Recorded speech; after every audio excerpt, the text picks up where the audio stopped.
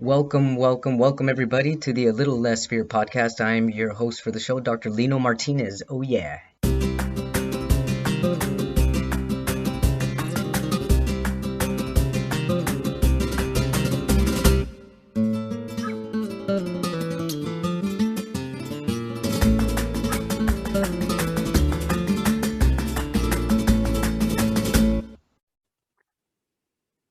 Welcome back, everybody, to the Little Less Fear podcast. I'm your host, Dr. Lino Martinez. And wow, what an update I've got here. So I'm changing the format just a little bit. I think it's important. And what I've realized is important is to go back at least every 3 episodes or so and kind of just give you a rundown of what I talked about, what I've learned, what I've gained, and where I'm going right now. So the last 3 interviews with Susan Bratton, thank you so much again for being on Little Less Fear podcast. Coach Lee Hopkins, thank you so much. Shelly and Charlie, thank you so much. I always want to say Chelly. I'm so sorry, but I know it's pronounced Shelly. Shelly and Charlie for being on my podcast. And those were the last 3 in order. And what I've gained from and what I've learned from Susan Bratton, the intimacy expert, is to really fall in love with my body and to not be ashamed of it. And yeah, there was a little bit of shame, in the beginning. And I think some of that shame comes from society, some fear, some things that I just really wasn't fully aware of or fully acquainted with until I began to meditate a little more and until I began to figure out the things that were bothering me. And some of the things that were bothering me are the fact that I've got 2 genitals, having a penis and a vagina, and not really being aware on the fact that there are a lot of other people like me out there in this world, and that there's nothing to be ashamed of, because overall we're all just humans and we're all here to love each other, to gain a momentum of gratitude, grace for the goodwill of mankind. So Susan Bratton, since interviewing you, I've become in love with intimacy with myself, and even self-pleasing myself and being okay with it, and knowing that everything's out of love, out of the human love, and knowing that everything has a specific energy, and this specific energy, the love energy, the confidence that it gives me, the boost that it gives me, it's just quite incomparable and uncomparable. And I'm just very grateful to have had Susan Bratton on my podcast. Thank you again. Coach Lee Hopkins, thanks so much for talking about how to make long-standing friendships. A lot of people aren't aware of how difficult it is to make friends, especially during the pandemic. I can't even imagine how difficult it was for so many people to make friends, to reach out and to make a connection. It's very important for us to keep this human connection. That's why podcasts are doing well, because people feel that they can actually connect with people simply by listening to them. And if they're not able to listen, either because of being deaf or hard of hearing, there's also the option of going on YouTube and seeing things with subtitles.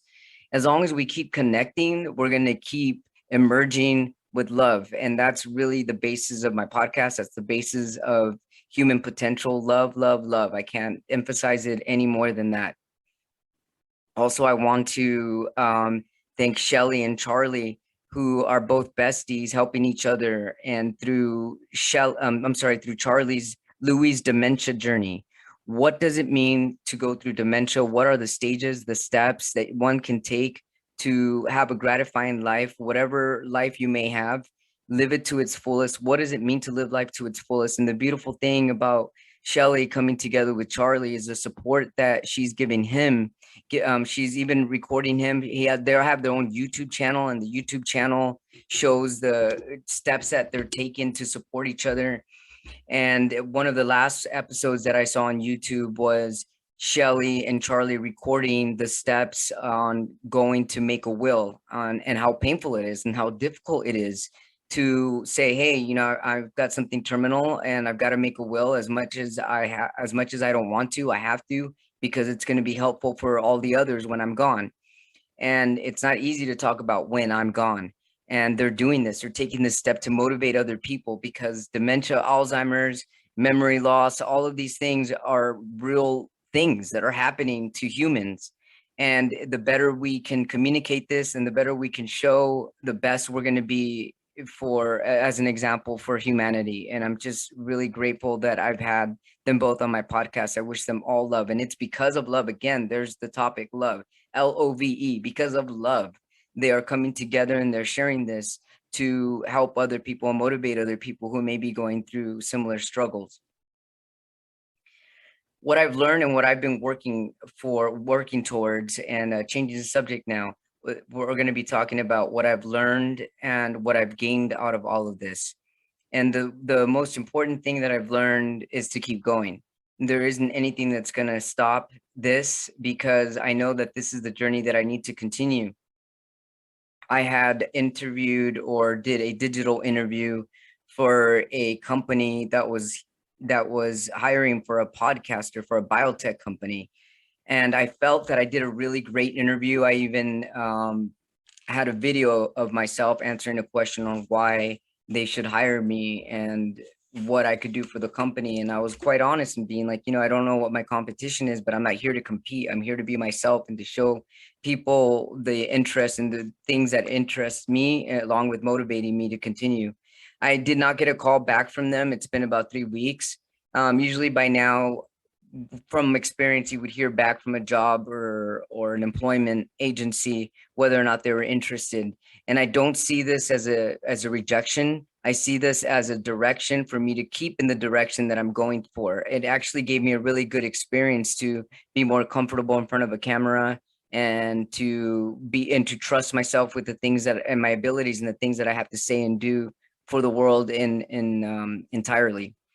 And with this, I've also realized and I've concluded that I need to continue with this podcast, because what I have is good. And the reason I know it's good is because of how good I feel when I'm done. And it's nothing bad can come out of feeling good. As long as you know that you are as long as you know that you are being a man or a woman, or however you want to identify your energy, somebody that's virtuous. And if your energy is being virtuous and it's coming from a good place, from your heart, from your highest self, you can't go wrong with it. Even if you're struggling financially, even if you're struggling mentally, or physically, if you keep motivating yourself simply by saying, okay, this is the direction I want to go because it feels good, because I know this is me, and this is what needs to be.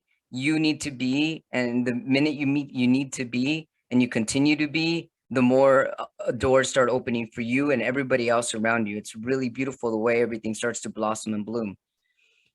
I want to thank everybody, and I continue to thank everybody. And even when I meditate and I pray, and everybody's on my mind, all my listeners, all the listeners, viewers, watchers, supporters, readers, it just keeps connecting. This humanity keeps connecting, and it's one of the most wonderful thing that I've gained from being a podcaster, interviewing, and being interviewed. Thank you so much for the people that have read my book. The positive responses that I get is exactly what my intention was when I wrote the book. Yes, it's about all the suffering that this life went through in order to gain the access of the knowledge that I've gained and where I'm at today.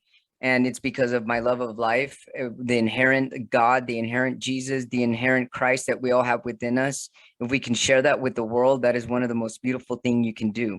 And it all starts with a smile. Smile, even if it doesn't feel good. Just try it out. It doesn't hurt to smile. Even if you're quivering, even if your tears are running down your cheek, smile, smile, smile. Those synapses will stay imprinted into your brain, and you will start to lighten up and lighten other people the same way. I'm full of energy right now. And the reason I'm full of energy is because I'm starting to switch my wholeness into a plant-powered mindset. And what I mean by that is that my long-term goal with my nutrition is to become a raw vegan. Raw vegan meaning everything is raw, it's not cooked. And all the research that I've been doing, everything that I dive into has to do with how to live my life with the most vitality, to be able to serve my humanity and in its highest form. And what I'm realizing and what I'm noticing, not only by consuming it, but by living it and feeling it, is that raw food is the way to go. If you eat real, alive, raw foods, and what I mean is bell pepper, chop it up, put some lemon and salt, whatever's it's gonna take for it to give you a better flavor in your taste buds. Or even if you already like it raw, enjoy it and be grateful for the fruits and the vegetables, because Mother Earth is giving you everything that you need to survive and to thrive. If you think about it, if you eat things that are cooked, you kill it. And if you're eating dead things, you're gonna start to become and feel dead inside. But if you eat things that are fresh and alive, you're gonna exactly multiply. Your cells are gonna multiply, and they're going to become so exuberant and so healthy for you, because you are living life and eating life. And when you live life and eat something that's alive, it's going to give you more life and more vitality. It's going to clear up your skin. It's going to clear up your intestinal tract. It's going to clear your head. It's going to clear your mind space. You're going to become more intuitive. You're going to become more psychic. All of these abilities come with what's inherently ours. And this is what all of our ancestors knew. This is what the cavemen women knew. This is exactly what the Aztecs, all the Egyptians, they all knew that in order to become one with the earth, you have to be able to connect with the earth and also be grateful for what the earth has to give to you. So anytime you're eating, let's say a salad, and please, if you're able to afford it, and if you can, try to go as organic as possible, because the less pesticides are in it, the less inflammation there is in your body. The less inflammation there is in your body, the more clear-headed and the more level-headed you're going to be.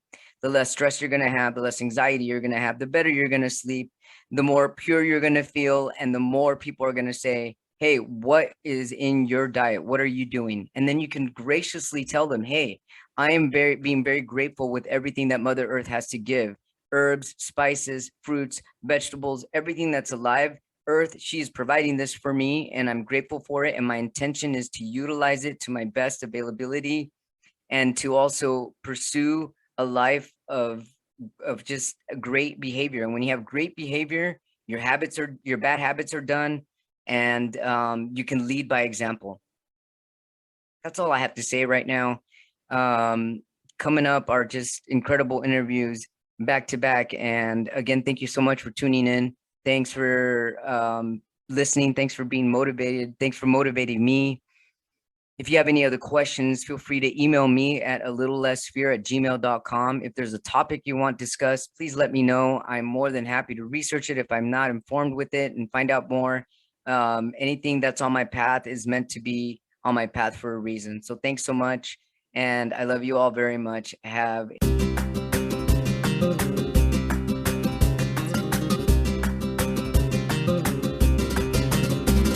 a wonderful day.